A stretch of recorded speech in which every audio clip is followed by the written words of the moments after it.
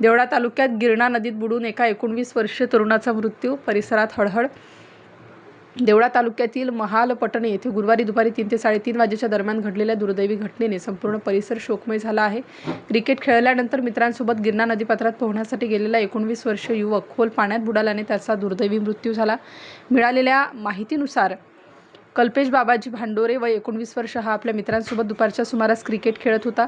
खेळ संपल्यानंतर उन्हाची तीव्रता अधिक असल्याने तो मित्रांसह महालपटणे येथील गिरणा नदीपात्रात थंड पाण्यात पोहण्यासाठी गेला होता।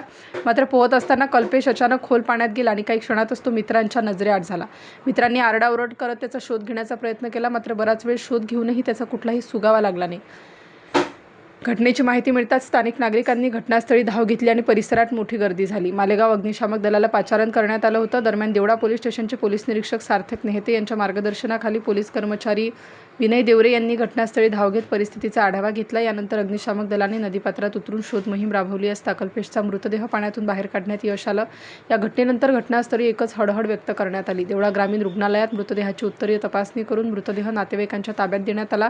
विशेष म्हणजे कल्पेशच्या कुटुंबाची आर्थिक परिस्थिती अत्यंत हलाखीची असल्याचे सांगितले जात आहे। गरीब परिस्थितीत दिवस काढणाऱ्या या कुटुंबाचा तरुण आधार कायमचा हरपल्याने महालपटणे परिसरात शोककळा पसरली आहे।